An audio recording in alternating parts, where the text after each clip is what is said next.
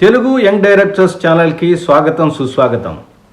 ఈ రోజున మన ఎపిసోడ్లో ఇప్పుడు కొత్తగా రిలీజ్ అయినటువంటి సినిమాల్లో బాగా సక్సెస్ అయినటువంటి సినిమా ఒకటి లిటిల్ హార్ట్స్, రెండోది కొత్త లోక. ఇవన్నీ ఒక బడ్జెట్లో రిలీజ్ అయిన సినిమాలే. మూడో సినిమా మిరాయ్. చాలా సినిమాలు ఇంతకు ముందు కూడా పెద్ద పెద్ద బడ్జెట్లతో పెద్ద పెద్ద హీరోలతో యాక్ట్ చేసినటువంటి సినిమాలు వచ్చాయి. ఇంతకుముందే మనం ఘాటి అనే సినిమా రిలీజ్ అయింది. ఇలా పెద్ద పెద్ద సినిమాలు అవుతున్నప్పటికీ కూడా ఈ చిన్న సినిమాలు ఎందుకు సక్సెస్ సాధించాయి? ఇది ఆశ్చర్యం కలుగుతుంది. నేను ఈ సోషల్ మీడియాలో చూస్తుంటే మన యూట్యూబ్లో కావచ్చు, ఇన్స్టాగ్రామ్లో కావచ్చు, మరొక ప్లాట్ఫారంలో కావచ్చు, ఎక్కడైనప్పటికీ కూడా ఎందుకు ఇట్లా మన యూట్యూబర్స్ కానీ రివ్యూవర్స్ కానీ కొన్ని సందర్భాల్లో నెగిటివ్ని ప్రచారం చేస్తున్నారు. చాలామంది కొన్ని విమర్శలు ఇట్లా చేస్తున్నారు. చాలామంది కష్టంతో ఉన్నదండి, మీరు దయచేసి ఈ కష్ట నష్టాలన్నీ కూడా ప్రేక్షకుడికి పట్టవనే విషయం గుర్తుపెట్టుకోవాలి. కథ ఉండాలి, స్క్రీన్ ప్లే ఉండాలి, చక్కటి ఎంటర్టైన్మెంట్ ఉండాలి, ఆ కథకి తగ్గ ఆర్టిస్టులు ఉండాలి. అప్పుడే ఆ సినిమాలు హిట్ అవుతాయి అని నిరూపించినటువంటి సినిమాలే ఈ మూడు సినిమాలు. ఎందుకు ఈ సినిమాలు మూడు హిట్ అయ్యాయో ఒక్కసారి మనం మాట్లాడుకుందాం.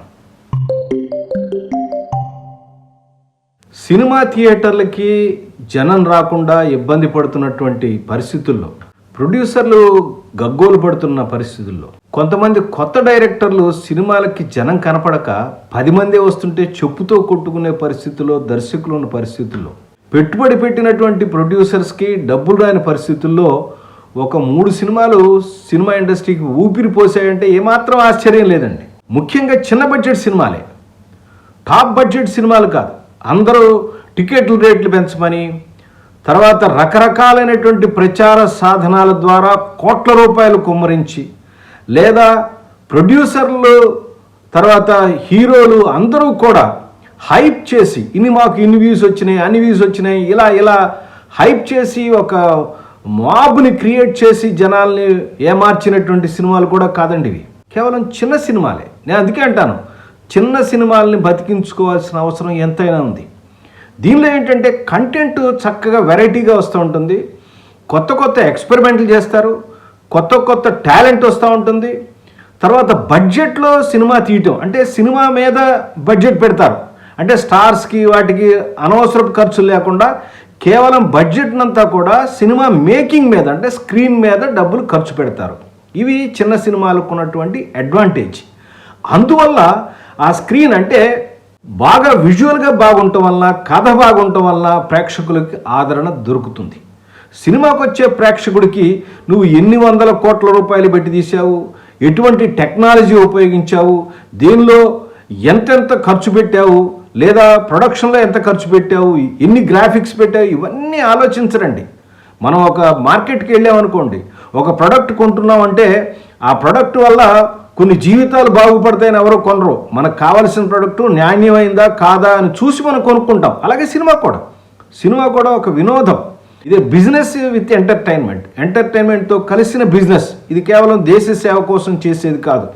దేశ ప్రయోజనాలని, ప్రజలని ఎడ్యుకేట్ చేసే అంశాలు దీనిలో తప్పకుండా ఉంటాయి, లేదా ప్రజల్ని చైతన్యపరిచే అంశాలు కూడా ఉంటాయి, జాగృతం చేసే అంశాలు కూడా ఉంటాయి. కానీ ఇది నీతులు చెప్పడానికో లేదో జీవితాలు బాగు చేయడానికో కాదు. బై ప్రొడక్ట్గా చాలామంది జీవితాలు, కొన్ని లక్షల కోట్ల మంది ఈ సినిమా ఇండస్ట్రీ మీద బతుకుతున్నారు. వాటికి ఉపాధి కల్పిస్తుంది. మనం చెప్పుకోవాల్సిన అంశం, చిన్న సినిమాలు అంటే బడ్జెట్ సినిమాలు వచ్చినప్పుడు మాత్రమే సినిమాలు ఎంటర్టైన్ అవుతాయి. దీంతో పాటుగా ఇప్పుడు 3 సినిమాలు ఆడినాయి. దీంతో పాటుగా బడ్జెట్ సినిమాలు కూడా, ముఖ్యంగా ఈ మిరాయి సినిమాకి రేటు పెంచమని ఏ గవర్నమెంట్ దగ్గరికి వెళ్ళి అడగలేదండి. ఉన్న రేట్లతోనే ఆడించేశారు. నేను అదే చెప్తాను, సినిమా రేట్లు కనుక ప్రేక్షకులకు అందుబాటులో కనుక ఉన్నట్టయితే ఇంకా మంచి, అంటే రిపీటెడ్ ఆడియన్స్ రావడానికి మొట్టమొదటి వీక్లోనే ఎక్కువ మంది ఆడియన్స్ దిక్కుమాల చిన్న చిన్న వీడియోల్లో, సెల్ ఫోన్లో, లేకపోతే చిన్న చిన్న వెబ్ల్లోనో చూసి ఉండాలని ఎవరికీ అనిపించదు. సినిమా పెద్ద స్క్రీన్ చూద్దాం అనుకుంటారు. దానికి వెసులుబాటు లేకుండా చేస్తున్నారు. పెద్ద సినిమా హీరోలేమో అభిమానుల జేబులోంచి లాగేద్దామని చూస్తున్నారు. ప్రొడ్యూసర్స్ ఏమో ఏదో ఒక కబుర్లు చెప్పేసేసి మొదటి 2-3 రోజుల్లోనే అది అని చెప్పేసి మా డబ్బులు మేము లాగుదామని చూస్తున్నారు. ఇది సినిమా ఇండస్ట్రీకి మంచి పద్ధతి కాదు. సినిమా ఇండస్ట్రీకి ఎప్పుడు కూడా ప్రేక్షకులకు కావాల్సిందేంటి? మంచి కంటెంట్ ఉండి ఎంటర్టైన్మెంట్ ఉన్న సినిమాలు కావాలి. అవి చిన్నవా పెద్దవా మాకు అక్కర్లేదు. చిన్నవైనా సరే మేము మనస్ఫూర్తిగా ఆదరిస్తామని నిరూపించిన సినిమాలే ఈ 3. ఈ మూడిటి గురించి ఒక చిన్న ఇన్ఫర్మేషన్ చెప్పి నేను ఈ వీడియో ముగిస్తాను.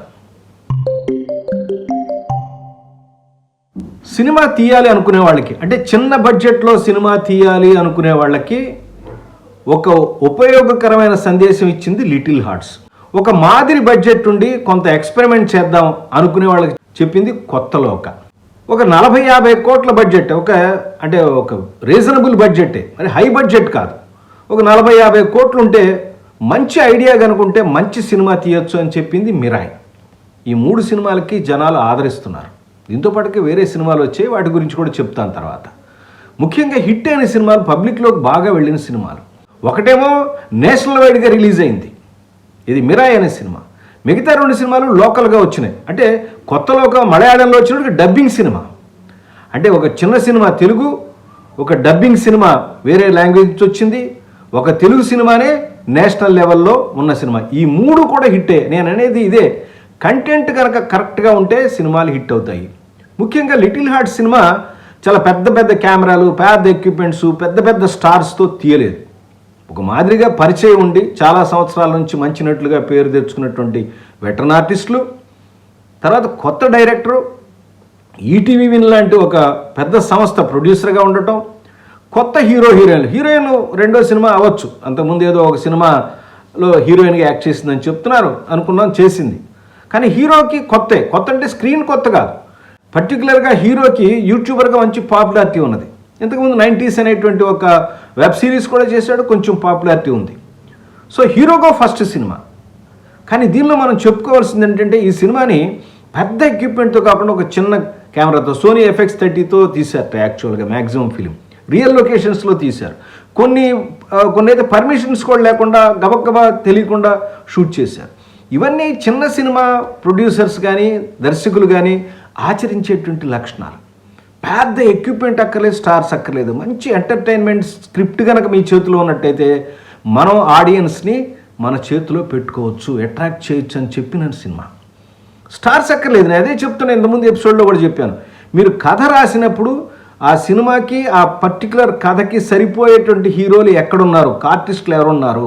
మనెవరో ఒక షార్ట్ ఫిలిం తీస్తానని మా స్టూడెంట్ వస్తే చెప్పాను ఆయనకి, నువ్వు సబ్జెక్ట్ రాసుకున్నావు సంతోషం, బాగానే ఉంది నీ యొక్క క్రియేటివిటీకి, బట్ నీ క్యారెక్టర్లు తగ్గ ఆర్టిస్ట్ని పిలిచి నీ సీన్ ఇచ్చి ఒకసారి చిన్న ఫోన్లో రికార్డ్ చేసుకుని సెలెక్ట్ చేసుకో క్యారెక్టర్లు. అలాగే నీ బడ్జెట్ ఏదైతుందో ఆ బడ్జెట్లో షూట్ చేయడానికి ప్రయత్నించు. అది నువ్వు మొట్టమొదటి నేర్చుకోవాలి. ఏం తీయాలనుకున్నావో, ఏం చెప్పాలనో క్లియర్గా చెప్పడానికి ప్రయత్నించు. ఇదే ఆ సినిమాలో లిటిల్ హార్ట్స్లో కనపడింది. 2వ సినిమా డబ్బింగ్ సినిమా, అది కొత్త లోక. ఈ కొత్త లోక అనేది సబ్జెక్టు పాతదే, అంటే వ్యాంపైర్ సినిమా. ఎప్పుడో బోల్డ్ సినిమాలు వ్యాంపైర్ సినిమాలు వచ్చినాయి, డ్రాకులా సినిమా కాంటెక్స్ట్ కూడా మనకు బాగా పరిచయం అయింది. కానీ ఆ కాంటెక్స్ట్ అదే విధంగా అలా చెప్పకుండా, అదే పద్ధతిలో చెప్పకుండా, అంటే ఒక వ్యాంపైరో లేదా డ్రాకులా ఉంటుంది, ఎవరో ఏదో కొంచెం ప్రాబ్లం ఉండి లేకపోతే వచ్చి ఎవరినో ఇట్లా మెడ మీదో చేయి మీదో కాటేస్తుంది, వాడు కూడా వ్యాంపైర్గా మారుతాడు లేదా డ్రాకులాగా మారుతాడు. ఆ తర్వాత ఒక పాస్టర్ గారు వస్తాడు. ఇలా ఉన్న ఒక సబ్జెక్ట్ కాకుండా దాన్ని నేటివైజ్ చేసి మనకు తగ్గట్టుగా చేసి ఒక చక్కటి విజువల్స్, 30 కోట్ల సినిమాలో 20-30 కోట్లతోనే అంత అద్భుతమైన విజువల్స్ చేశారంటే ఎంత బాగుందని సినిమా. ప్రేక్షకులందరూ మెచ్చుకుంటున్నారు. కొత్తదనంగా ఉంది, థ్రిల్లర్ సినిమా బాగుంది, ఓకే. అది చాప్టర్ 1 అంటే ఫస్ట్ సినిమా అంటే అలా ముందుకు తీసుకెళ్తారు. అది కూడా ఒక సంచలనం. డబ్బింగ్ అయినప్పుడు కూడా సంచలనం. అంటే కంటెంట్ ఎక్కడున్నప్పటికీ కూడా ఈ సినిమా ఎక్కడికైనా సరే ఆడుతుంది, ఏ రేంజ్లోనే ఆడుతుందని నిరూపించిన సినిమా. అలాగే 3వ సినిమా మిరాయ్. దీనిలో గ్రాఫిక్స్ ఉన్నాయి. మొన్న మధ్యన హనుమాన్తో, ఆ తర్వాత అంతకుముందు ఒక సినిమాతో బాగా హిట్ అయినటువంటి ఒక చైల్డ్ ఆర్టిస్ట్ హీరోగా అయినటువంటి తేజ్ సర్జా. దీనిలో ముఖ్యంగా చెప్పుకోవాల్సింది, దర్శకుడికి ఇంతకుముందు 2 సినిమాలు పాపం మంచి కెమెరామెన్, అద్భుతమైన విజువల్స్ తీసే కెమెరామెన్నే, కానీ దర్శకుడు కావాలనుకున్నాడు. సూర్య వర్సెస్ సూర్య అని ఒక సినిమా తీశాడు నిఖిల్తో, పాపం అది పెద్దగా ఆడలేదు. ఆ తర్వాత ఈగిల్ అని సినిమా తీశాడు రవితేజ్తో, అది కూడా పెద్దగా ఆడలేదు. అంటే పెద్ద ట్రాక్ రికార్డ్ లేనటువంటి డైరెక్టరు, సూపర్ హిట్ అయినటువంటి ఒక హీరో ప్లస్ ప్రొడ్యూసర్, మంచి డబ్బు పెట్టగలిగే ప్రొడ్యూసర్. కానీ ఇక్కడ విజయం సాధించిందేంటి? కంటెంటే. ఆ కంటెంట్ రాయటంలో సరి చేసుకున్నాడు డైరెక్టరు. తను విజువల్గా, అతను కెమెరామెన్ కూడా. అందువల్ల ఏం చేశాడు, విజువల్గా చెప్పడానికి కావాల్సినటువంటి బడ్జెట్ని కరెక్ట్గా స్క్రీన్ మీద పెట్టడానికి ఉపయోగించాడు. 40-50 కోట్లతో ఇంత మంచి సినిమా తీసుకురావడం అనేది నిజంగా పీపుల్స్ మీడియా వర్కౌట్ అయింది. ఆయన ఓన్గా ఒక పర్టికులర్గా అంటే ఈ గ్రాఫిక్స్లో జరిగే మోసాలు ఎక్స్ప్లాయిటేషన్ చూశాడు. ఆయన ఓన్గా కొంత స్టాఫ్ను కూడా డెవలప్ చేసుకున్నాడు. ఎక్స్ప్లాయిటేషన్ కానీ మోసం కానీ దుర్మార్గమైన మాఫియా కానీ తగ్గితే సినిమా ఇండస్ట్రీలో మంచి సినిమాలు వస్తాయి. ఈ సినిమా గురించి మన తెలుగులో కొద్దిగా నెగిటివ్గా మాట్లాడినప్పటికీ కూడా నార్త్లో పర్టికులర్గా హిందీ బెల్ట్లో వచ్చినటువంటి నేను రివ్యూలు చూశాను. ఇంక నేను సినిమా చూడలేదు, ఇవాళ రికార్డ్ చేస్తున్నాను. రేపు 10 గంటలకి అంటే ఆదివారం ఇప్పుడు టెలికాస్ట్ అవుతుంది. ఇవాళ నేను మధ్యాహ్నం చూసి నేను బుధవారం మీకు ఎపిసోడ్ పెడతాను. హిందీ బెల్ట్లో వచ్చిన రివ్యూలని చూస్తూ ఉంటే ఎంత అద్భుతం. సినిమా అందరూ కూడా ఒక్కటే చెప్తున్నారు ముక్త కంఠంతో. ఇంత చిన్న బడ్జెట్తో 40-50 కోట్ల బడ్జెట్తో మొత్తం అంతా ప్రచారంతో కలిసి 70 కోట్లు కూడా కాలేదు. ఇంత మంచి సినిమా తీశారా, బాలీవుడ్ తప్పకుండా నేర్చుకోవాలి. కథ చెప్పే విధానాన్ని, అలాగే మన ధర్మం గురించి, మన ఇతిహాసాల గురించి, దాని వెనకాల బ్యాక్డ్రాప్ కల్పిత కథ అవ్వచ్చు కాక దాన్ని ఉపయోగించుకునే విధానం ఫ్యామిలీస్ అంతా కూడా చూసి పిల్లలకి నేర్పేటట్టుగా ఉంది అని చెప్పి వాళ్ళు ఎంతమంది వాళ్ళు ఇక్కడ డబ్బులు ఇచ్చి ప్రచారం చేసిన వాళ్ళేం కాదు, పబ్లిక్ కూడా అదే మాట్లాడుతున్నారు. ఒక సంచలనం అన్నమాట. అంటే మంచి కథని రాయటం, దాంతోపాటుగా మన ఇతిహాసాలు, మన ధర్మం గురించి, మన పురాణాల్లో చెప్పిన మంచి విషయాలని మన పబ్లిక్కి నేర్పేటట్టుగా సినిమాలు తీయాలనే విషయం మన కొత్త డైరెక్టర్లు, రైటర్స్ కనుక అర్థం చేసుకున్నట్టయితే మంచి మంచి సబ్జెక్ట్స్ వస్తాయి. అంటే రాసే ప్రతి సినిమాలో పురాణాలు ఉండాలని నేను చెప్పట్లేదండి. అవసరమైన చోట కొంచెం స్కేల్ పెంచాల్సి వచ్చినప్పుడు, హీరోలు సినిమాలు తీయాల్సి వచ్చినప్పుడు మనకు కూడా బోల్డ్ మంది సూపర్ హీరోలు ఉన్నారండి, లక్షల మంది ఉన్నారు. వాళ్ళందరినీ వెలికి తీయండి. రకరకాల బ్యాక్డ్రాప్స్ ఉన్నాయి. మైథలాజికల్ బ్యాక్డ్రాప్ అనుకుందాం, పౌరాణిక బ్యాక్డ్రాప్లో తీసిన సోషల్ డ్రామా అనుకుందాం, అలాగే హిస్టారికల్ ఉన్నాయి, కల్పిత ఫోక్లోర్ స్టోరీలు ఉన్నాయి. బాహుబలి తీసింది మన వాళ్ళే కదా. మళ్ళీ ఎగ్జాంపుల్గా నేను 500 కోట్లతో తీసే బాహుబలిని చెప్పాను అనుకోకండి. బడ్జెట్ చిన్నగా ఉన్నప్పటికీ కూడా సబ్జెక్ట్ బాగుండాలి. మీ బడ్జెట్, ఫిలిం బడ్జెట్ ఏముందో మ్యాక్సిమం బడ్జెట్ని స్క్రీన్ మీద పెట్టాలి. అప్పుడు సినిమాలు హిట్ అవుతాయి. ఈ విషయాలను మనకు నేర్పింది ఈ 3 సినిమాలు. ఇలాంటి సందర్భంలో ఈ సినిమాలు రావడం చాలా ఇంపార్టెంట్. ఈ విషయం పర్టికులర్గా యంగ్ డైరెక్టర్స్కి, కొత్త సినిమాలు తీయాలి, తక్కువ బడ్జెట్లో సినిమా తీయాలి, లేదా నా టాలెంట్ నిరూపించుకోవాలి అనేటువంటి యంగ్ రైటర్స్కి, డైరెక్టర్స్కి వాళ్ళకి ఉత్సాహంగా ఉంటుందని, వాళ్ళని ఎంకరేజ్మెంట్గా ఉంటుందని, ఇలాంటి సబ్జెక్ట్స్ తీస్తే ఇలా జనాలను ఆకట్టుకోవచ్చని చెప్తే మీకు అర్థమవుతుందనే ఉద్దేశంతో ఎపిసోడ్ చేశాను.